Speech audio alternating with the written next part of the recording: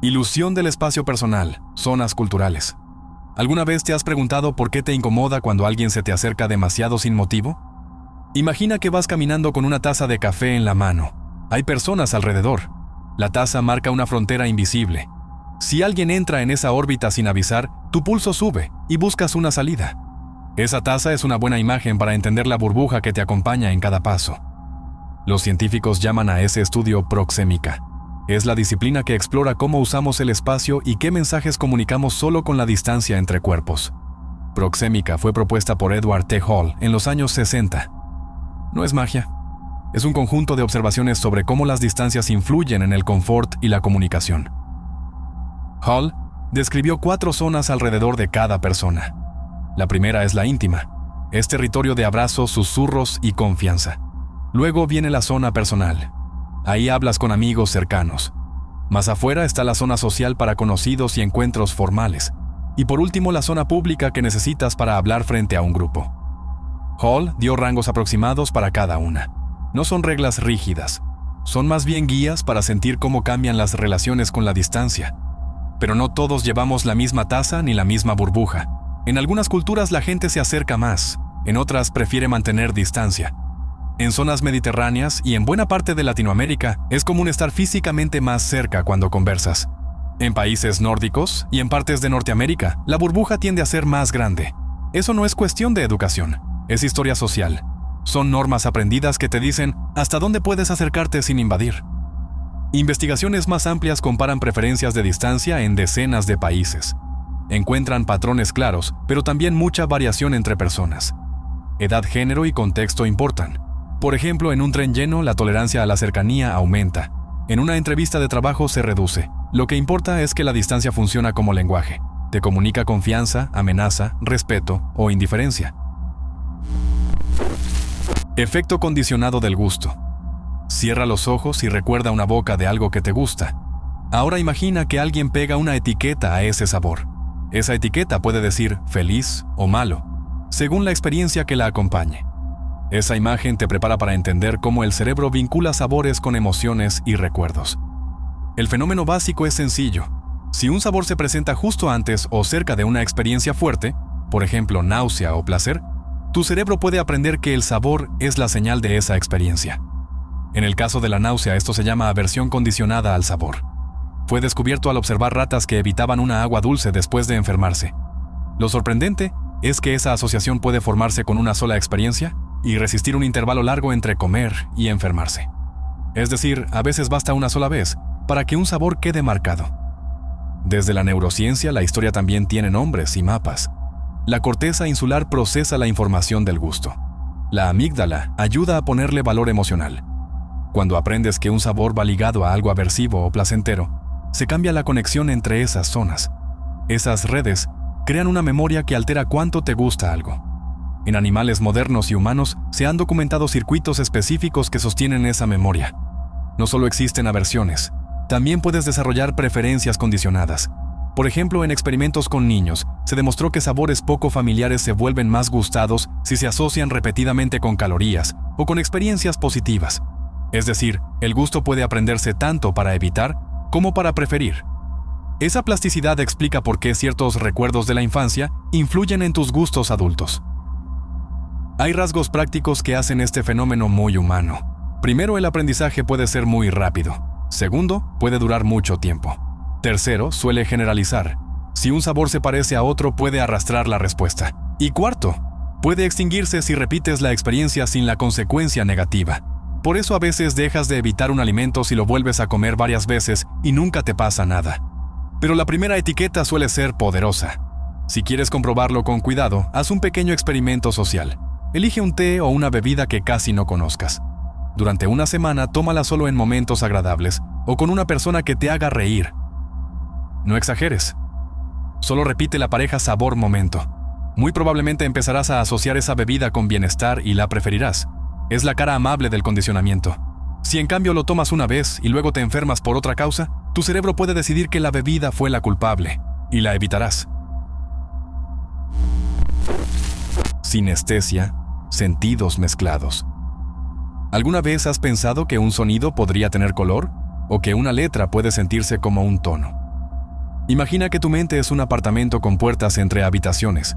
En la mayoría de la gente, cada puerta está cerrada. En la sinestesia, algunas puertas quedan entreabiertas. Un estímulo en una habitación dispara una sensación en otra. Esa es la imagen básica para entender por qué algunos oyen colores o prueban palabras. La sinestesia es un cruce perceptual involuntario y consistente entre sentidos. Involucra tipos como grafeme color, donde letras y números evocan colores. Cromestesia, donde sonidos pintan colores. Lexical gustatori, donde palabras provocan sabores. Y mirror touch, donde ver a otra persona ser tocada te hace sentir el tacto en tu propio cuerpo. No es un truco de imaginación. Es una experiencia real que suele repetirse igual con el tiempo. ¿Es común? No tanto. Las estimaciones sugieren que alrededor del 4% de la población tiene alguna forma de sinestesia. Eso la hace poco frecuente, pero tampoco es una curiosidad única. Además, ciertos tipos como el mirror touch parecen ser más raros, con prevalencias reportadas menores. Estas cifras vienen de estudios poblacionales y de baterías de pruebas diseñadas para verificar la consistencia de las asociaciones. ¿Cómo saben los científicos que no es solo memoria o actuación? Porque las asociaciones suelen ser sorprendentemente constantes. Si una persona asocia la letra A con el rojo hoy y la vuelve a evaluar meses después, la elección suele ser la misma. Esta consistencia es la prueba de fuego que se usa en laboratorios. Existen además test estandarizados que comparan coincidencias de color y otras respuestas a lo largo del tiempo para separar la sinestesia de la imaginación creativa. ¿Y qué pasa en el cerebro? Hay dos ideas principales. Una dice que durante el desarrollo cerebral, ciertas áreas sensoriales quedan más conectadas entre sí. Por ejemplo, las zonas que procesan letras y color estarían parcialmente entrelazadas. Esa hiperconectividad explicaría por qué la letra activa también la zona del color. Otra idea sugiere cambios en la inhibición de señales entre zonas. Ambos modelos tienen apoyo empírico, y probablemente ambos explican diferentes tipos de sinestesia. La sinestesia no es necesariamente una ventaja o una desventaja absoluta. Para algunos es fuente de creatividad y de memoria mejorada para ciertos estímulos. Para otros puede ser confusa o intensa. En la cultura contemporánea hay una ola de interés abierta en redes y plataformas. Eso ayuda a visibilizar, pero también a mezclar experiencias reales con testimonios menos fiables. La investigación sigue afinando qué partes son biológicas y qué partes dependen de aprendizaje y lenguaje temprano. Si quieres probar algo sencillo, piensa en tu nombre. ¿Le pones un color? Si es así, intenta volver a esa asociación dentro de una semana. ¿Coincide? Si sí, muy probablemente tienes alguna forma leve de sinestesia o al menos una preferencia sensorial estable. Efecto de la expectativa en el sabor. Pensar que un alimento es caro o artesanal hace que lo saborees mejor. Es un hecho. Lo que esperas antes de probar algo cambia lo que realmente sientes en la boca. En un experimento famoso, los investigadores dieron a personas el mismo vino, pero con precios distintos en la etiqueta. Cuando la etiqueta decía que era caro, la gente dijo que sabía mejor. Y al mismo tiempo se activó una región cerebral asociada al placer. No fue magia. Fue la expectativa alterando la respuesta del cerebro ante la misma molécula en la lengua. No solo el precio tiene poder. Toda la información externa que rodea un alimento puede sesgar tu sabor. El color del envase, una etiqueta que promete artesanal o la imagen de un chateau en la botella sirven como señales que preparan tu mente. Estos datos externos se llaman cues extrínsecos y los estudios muestran que influyen bastante en cuánto disfrutas algo. ¿Y cómo lo hace el cerebro? La expectativa modula tanto regiones tempranas como regiones de más alto nivel. Antes de la primera masticada, tu cerebro ya predice y ajusta la forma en que las señales del gusto serán interpretadas. A veces las neuronas del gusto responden distinto si esperas algo dulce o algo amargo. En otras palabras, la mente prepara el terreno y luego el gusto se ajusta a ese mapa. Esto explica por qué una sugerencia puede crear efecto placebo en la comida. En estudios recientes, los investigadores han inducido expectativas para cambiar sensaciones de hambre o la respuesta a sabores como el picante. La sugerencia sola bastó para alterar la experiencia reportada por las personas. No siempre los efectos son enormes, pero sí son reales y reproducibles. Puedes probarlo tú mismo con un ejercicio sencillo y discreto. Toma 2 porciones idénticas de algo, un chocolate o una cucharada de yogur, y muestra a una persona una etiqueta distinta. Dile que una es especial y cara, y deja la otra sin etiqueta. Con alta probabilidad, la primera recibirá mejores puntuaciones.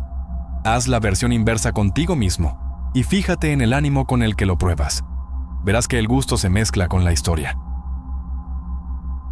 Efecto de la música en la percepción del espacio. Una melodía puede hacer un lugar sentirse más grande, triste o enérgico. Siente la habitación como si se hubiera vestido. La música es ese vestido. Cambia la caída de la luz. Cambia la postura de quien entra.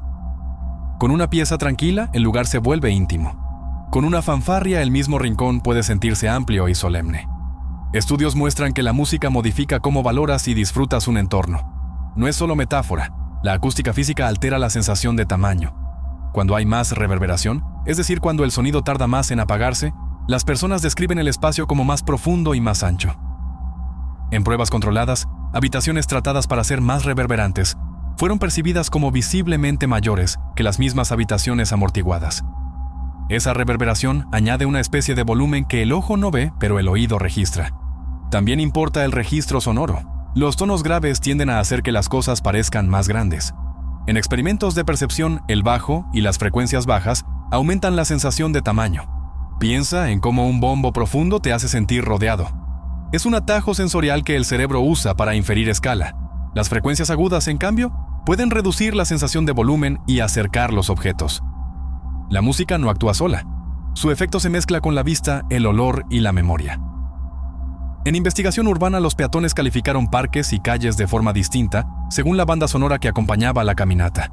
Una melodía alegre hacía el entorno más agradable y animado. Una pista lenta y menor lo volvió más melancólico o tenso. La música en ese sentido guía el marco emocional que aplicas al espacio. En cine, la relación es aún más evidente.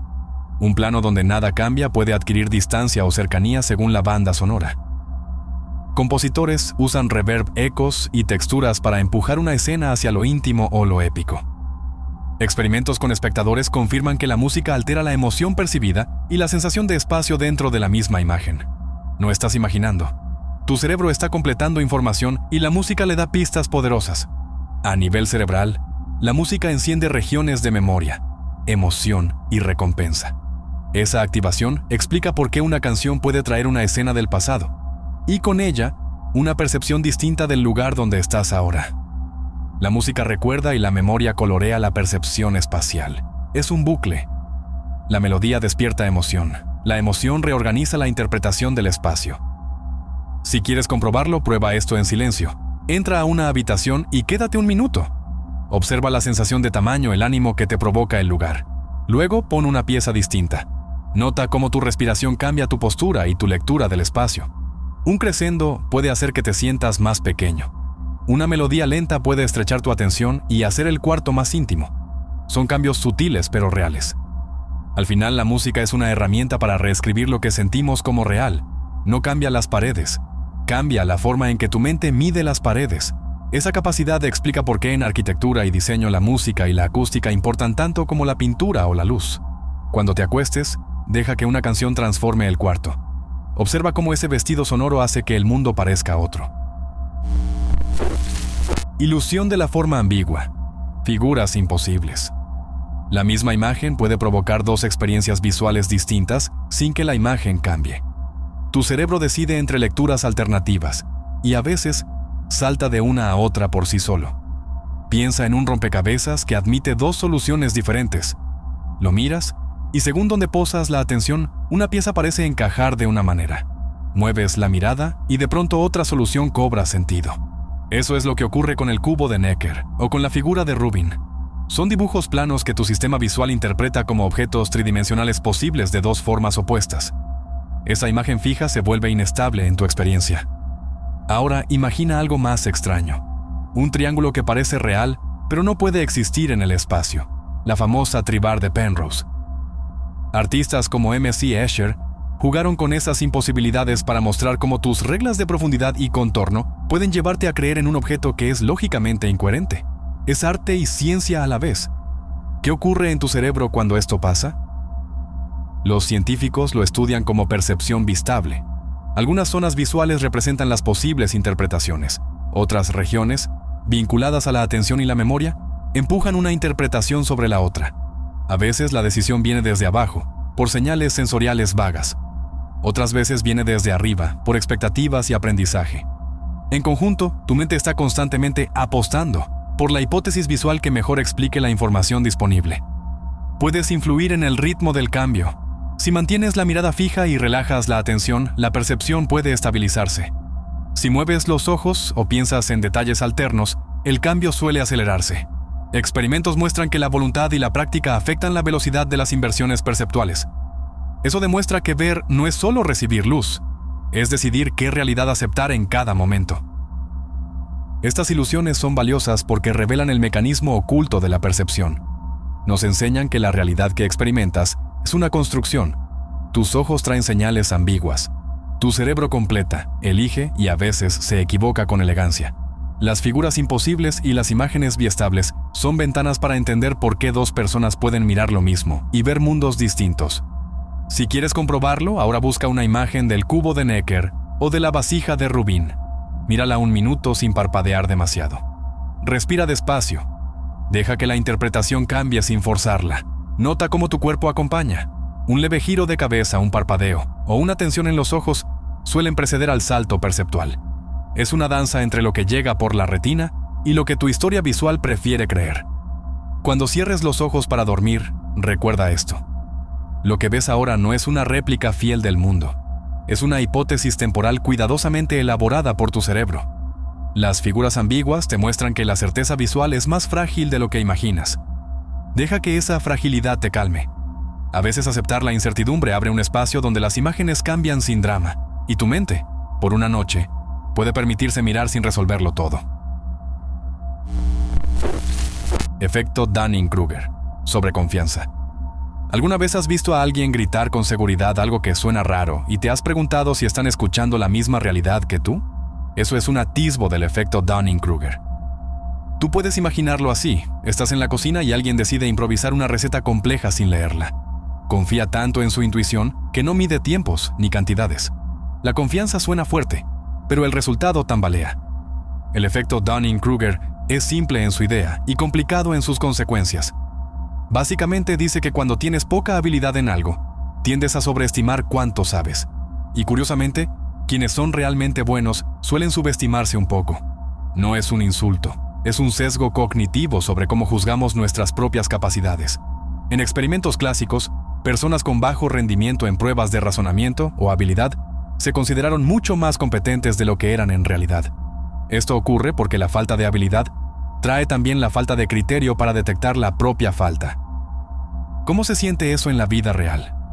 Imagina a alguien que entra a un debate público y habla con autoridad sobre un tema que apenas leyó en un titular. El tono y la convicción influyen en la audiencia. Tú, oyente, puedes confundir volumen con verdad. La sobreconfianza no depende solo de ignorancia. A veces viene de atajos mentales, de orgullo o de miedo a parecer débil. Y ese combo crea debates ruidosos donde la veracidad queda opacada por la seguridad del hablante. Ahora piensa en soluciones prácticas. Primero, haz preguntas simples antes de aceptar una afirmación. Preguntar, ¿cómo lo sabes? O ¿qué evidencia hay? Obliga a revisar la base. Segundo, busca comparación externa. Si alguien afirma mucho, pon un estándar. Datos, fuentes o pedir una demostración. Tercero, cultiva la humildad intelectual. Reconoce lo que no sabes y trata de aprender, no de ganar. Eso reduce la probabilidad de convertir la falta de conocimiento en espectáculo. Una trampa común es que el Dunning-Kruger puede disfrazarse de coraje. La gente confundirá seguridad con liderazgo. Tú puedes aprovecharlo. Cuando seas quien debe decidir, pide pruebas. Cuando escuches, valora la claridad y no solo la pasión. Y si te descubres seguro de algo, haz un pequeño experimento mental. Explica tu idea a alguien que no sabe del tema. Si te cuesta ponerla en términos sencillos, quizás no está tan firme como crees. En resumen, la sobreconfianza no es solo un rasgo cómico. Altera cómo se forma la opinión pública, cómo se toman decisiones en equipos y cómo crecen las discusiones. Si comienzas a ver con ojo crítico las certezas ruidosas y practicas la autoverificación, estarás menos expuesto a creer en lo que suena convincente y más apto para distinguir lo verdadero de lo vistoso. Piénsalo la próxima vez que alguien hable con esa seguridad aplastante. A veces la confianza es un amplificador de ignorancia. Ilusión de control, por azar y superstición. Imagínate sosteniendo un boleto de lotería entre los dedos. Lo miras como si tus ojos pudieran empujar los números hacia la suerte. Das un pequeño golpe en la cabeza del boleto. Lo guardas en la billetera y sientes que, de algún modo, ayudaste al destino a alinearse. Esa sensación de haber influido en algo puramente azaroso tiene nombre: ilusión de control. La ilusión de control es la tendencia a creer que nuestras acciones influyen en eventos que en realidad son aleatorios. En los años 70, la psicóloga Ellen Langer mostró que cuando elementos típicos de las habilidades, como elegir, competir o involucrarse, se meten en situaciones de azar, la gente siente que tiene más control del que tiene. Es decir, si te dejan elegir el número o te permiten lanzar el dado, te sientes más capaz, aunque la probabilidad no cambie. ¿Para qué sirve este truco mental? En muchos casos cumple una función emocional. Cuando la vida es incierta, creer que puedes mover algo te quita ansiedad. Los rituales y supersticiones actúan como pequeñas herramientas para calmar el miedo.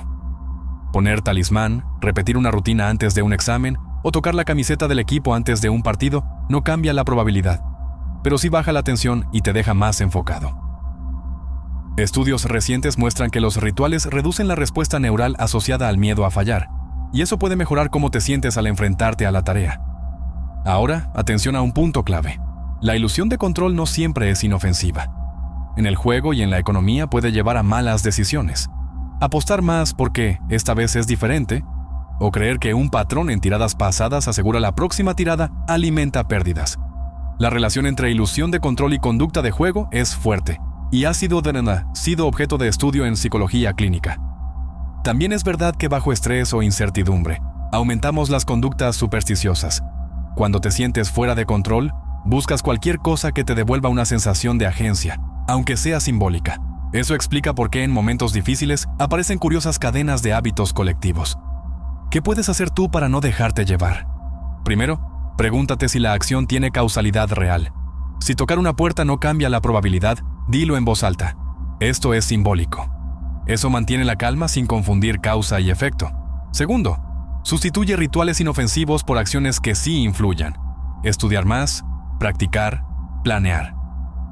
La sensación de control viene mejor si la acción es efectiva. Tercero, cuando el dinero o las decisiones importantes están en juego, pide datos. Si no hay evidencia de que algo funcione, no lo trates como si la tuviera. Por último, no descartes todo como irracional de una. La ilusión de control puede ser un motor, te empuja a actuar. Si conviertes esa energía en hábitos útiles, te sirve. Si la dejas dirigir tus apuestas o tus miedos, te arrastra. Tú eliges cómo usar ese impulso. ¿Como consuelo momentáneo? ¿O como fuerza para cambiar lo que realmente puedes controlar? Efecto IKEA. Valorar lo que montas tú. Hecho curioso. En experimentos controlados, gente que armaba un objeto estaba dispuesta a pagar hasta un 63% más por él que quien recibía el mismo objeto ya armado. Piensa en un oso de peluche que armaste tú en una tienda tipo Build-A-Bear. No es solo el peluche, es la memoria de elegir el relleno, de coser una pieza, de ponerle ojos. Esa labor añade valor emocional. Ese aumento de valor por haber invertido esfuerzo tiene nombre académico: efecto IKEA. Fue estudiado y nombrado por Michael Norton, Daniel Mochon y Dan Ariely, quienes hicieron experimentos con cajas de IKEA, Legos y origami para demostrar que el trabajo propio genera apego. ¿Cómo funciona ese truco mental? Cuando tú pones esfuerzo en algo, ocurre al menos esto. Sientes competencia. El objeto se vuelve una extensión de tu identidad y tu cerebro asocia esfuerzo con mérito. En términos sencillos, invertir trabajo fortalece la sensación de propiedad. Además, la experiencia de completar la tarea produce orgullo. No se trata solo de justificar el tiempo gastado. Hay una mezcla de orgullo y de sentido de logro que hace que el objeto te parezca mejor. Hay límites importantes. El efecto aparece cuando la tarea se completa con éxito. Si construyes algo y se desarma, o si te hacen destruirlo después, desaparece el cariño extra. Otro hallazgo es que tanto novatos como expertos muestran el efecto, aunque los expertos valoran su obra de forma más alineada con el mercado. En resumen, el esfuerzo suma valor, pero solo si se traduce en un resultado tangible y satisfactorio. ¿Y por qué a las empresas les interesa esto? Porque co-crear o permitir personalización puede aumentar la disposición a pagar y la fidelidad. Marcas que incorporan componentes DIY, personalización o interacción, desde muebles que hay que montar hasta servicios que permiten a los clientes diseñar su producto, aprovechan este sesgo. Pero ojo, si el proceso es frustrante o imposible de completar, el efecto se invierte. La regla práctica para diseñadores y marketers es hacer la contribución del usuario fácil y gratificante. Para ti como creador o consumidor, hay varias lecciones útiles. Si vendes algo, añade formas sencillas de participación. Permite elegir colores, añadir un detalle o armar una parte. Eso genera apego sin exigir demasiado esfuerzo. Si compras o construyes algo para ti mismo, reconoce que tu valoración puede estar sesgada. Tú le das más valor por el esfuerzo, pero otro comprador quizá no vea lo mismo. Si planeas venderlo después, sé realista con tu precio. Un consejo práctico para equilibrar emoción y mercado. Separa el precio emocional del precio objetivo. Pregúntate, ¿cuánto pagaría alguien que no hizo nada por esto? Esa pregunta te ancla a la realidad económica. Y si buscas que otros amen lo que ofreces, diseña la experiencia de creación como un pequeño ritual de éxito. Que cada paso dé señales claras de progreso. Así aumentas la probabilidad de que el esfuerzo se traduzca en apego y no en frustración. En pocas palabras, el trabajo propio puede convertir un objeto común en algo especial. El efecto IKEA te recuerda que valorar no es solo medir calidad objetiva. A veces es la historia de tu mano sobre el objeto la que lo hace valer más para ti. ¿Quieres que cuando la gente use tu producto, lo sientan como propio? Haz que participen, pero hazlo fácil y satisfactorio. Efecto de la primacía y recencia. ¿Te ha pasado que recuerdas con claridad la primera canción de una playlist y la última, pero el resto se te mezcla? Eso es la primacía y la recencia actuando como dos focos en tu memoria. La primacía favorece lo que escuchas primero. La recencia fortalece lo que llega al final. Juntas forman la curva en U que los psicólogos llaman efecto de posición serial. Imagina que estás en el supermercado con una lista en la cabeza. Los primeros ítems se fijan porque tu atención está fresca y tienes tiempo para repasarlos en tu mente. Los últimos quedan porque todavía están recientes cuando llegas a casa. Lo del medio suele perderse. Los experimentos clásicos, por ejemplo los de Murdoch, y estudios sobre listas de palabras, muestran este patrón una y otra vez. ¿Por qué pasa esto? Hay dos mecanismos sencillos. El primero explica la primacía. Las primeras ideas reciben más repaso mental y se transfieren mejor a la memoria a largo plazo. El segundo explica la recencia. Lo último permanece en la memoria de corto plazo y por eso está más accesible justo después de la exposición. Además, la atención no es uniforme. Al principio estás alerta, en el medio te distraes. Al final despiertas otra vez porque el evento termina y tu mente vuelve a concentrarse. Investigaciones neurocientíficas muestran que distintos sistemas de memoria sostienen ambos efectos. Esto tiene consecuencias prácticas enormes para contar historias y diseñar mensajes. Si quieres que la gente recuerde algo, ponlo al inicio o al cierre. En publicidad y en presentaciones profesionales se aprovecha esto todo el tiempo. Un estudio aplicado en marketing y diseño web demuestra que el lugar en la secuencia afecta clics y decisiones. Por eso los títulos, los primeros puntos y las conclusiones suelen cargarse con la información más importante. Ahora, trucos rápidos que puedes usar tú mismo. Si estás escribiendo un guión, comienza con una frase que plantee el misterio o la promesa. Al final, refuerza la idea con una frase fácil de repetir. Si estudias, divide la sesión y repasa los puntos claves al principio y al final. Para una reunión larga, toma descansos y vuelve a recordar lo esencial antes de seguir. Eso reduce la pérdida en el medio muerto. Un par de recomendaciones para no ser manipulado por estos sesgos. Primero, detecta cuando alguien coloca su argumento en la apertura o en el cierre para crear impacto. Pregunta por la evidencia que falta en el medio. Segundo, cuando tomes decisiones importantes, pide que te repitan los datos sin depender solo de lo que sonó más fuerte en el inicio o el fin. En negociaciones se exige un resumen objetivo sin florituras. En resumen, la primacía y la recencia son atajos que tu memoria usa para ordenar la información. Si aprendes a jugar con ellos, puedes hacer que tus ideas perduren. Y si los reconoces, puedes evitar que te vendan una verdad incompleta disfrazada por una buena apertura o un cierre impactante. Ilusión de la certeza por detalles. Efecto verdad ilusoria. Ves un post que cuenta una anécdota, nombres, calles, horas, el color de la chaqueta. Aunque la historia sea falsa, esos pequeños detalles hacen que suene más real. Eso es la ilusión de certeza por detalles. Añadir concreciones y sensaciones hace que una afirmación parezca verosímil, aunque no lo sea. La raíz del fenómeno viene de una regla simple que usa tu cerebro: la fluidez. Cuando algo se procesa con facilidad, porque es familiar, está bien contado o trae imágenes mentales, te parece más plausible. Repetir una afirmación la hace más fluida. Añadir detalles concretos la hace más fácil de imaginar. Ambos caminos elevan la sensación de verdad. Estudios y metaanálisis muestran que la repetición y la familiaridad incrementan las valoraciones de veracidad de forma robusta. Hay otro truco. Los detalles sensoriales funcionan como atajos. Si alguien describe el crujir de la puerta, el olor del café y la hora exacta, tu memoria visual y olfativa crea una escena. Esa escena alivia la necesidad de comprobar datos.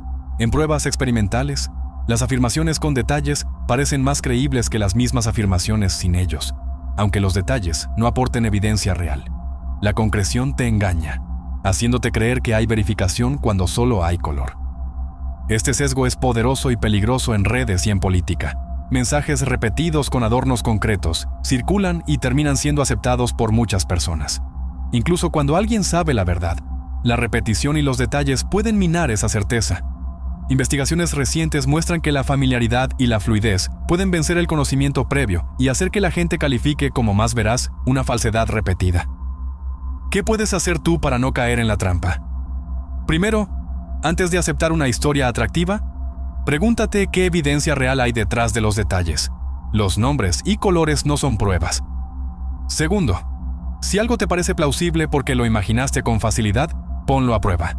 Busca una fuente fiable o una verificación independiente. Tercero, cultiva la atención a la exactitud cuando navegues en redes. Un pequeño recordatorio mental para evaluar la veracidad reduce mucho el efecto. Estudios muestran que hacer a la gente pensar en exactitud o advertir sobre falsedades antes de exponerlas disminuye la ilusión. Un experimento útil que puedes probar en tu vida. La próxima vez que leas una historia muy detallada, busca la fuente primaria. Si no existe o no confirma los datos, trata la historia como sospechosa. Otra táctica, pide que te resuman la evidencia en una frase clara. Si el que cuenta no puede dar una prueba sencilla, los detalles son probablemente adorno. Finalmente recuerda esto. Los detalles hacen la historia más bonita, pero no la hacen verdadera. Tú tienes la ventaja de saber que tu mente ama las escenas ricas. Úsala para imaginar, no para certificar. Si conviertes esa curiosidad en hábito de verificación, no solo disfrutarás mejor las historias, también evitarás creer en lo que solo suena bien. Efecto foco. La mayoría de las personas sobreestiman cuánto los notan los demás, y esa sensación tiene nombre técnico y efectos reales. Cuando te sientes observado, entras en un modo de autovigilancia. Miras cada gesto, cada palabra, y eso cambia cómo actúas. Piensa en esto. Vas a una reunión importante y te parece que todos miran la pequeña mancha en tu camisa. La imaginas gigante, como una lucecita parpadeante sobre ti. En realidad, la mancha puede pasar desapercibida, pero tu atención puesta en ella hace que te muevas distinto, hables más rápido, titubees. Esa sensación de estar en el foco viene de un sesgo llamado Spotlight Effect o efecto foco. Fue descrito por Gilovich y colegas y explica por qué imaginamos que nuestro interior, los nervios, los errores, está mucho más visible de lo que está. Ahora la conexión con el rendimiento. Cuando empiezas a vigilar cada paso de una habilidad que ya dominas, como el movimiento de la muñeca en un golpe de tenis o la respiración al hablar en público, tu atención se vuelve demasiado técnica. Eso interfiere con la automatización que te permitía actuar con fluidez. Los investigadores llaman a esto monitoreo explícito o monitoreo explícito, y es una de las causas por las que la gente se pone tensa o se traba en situaciones de presión.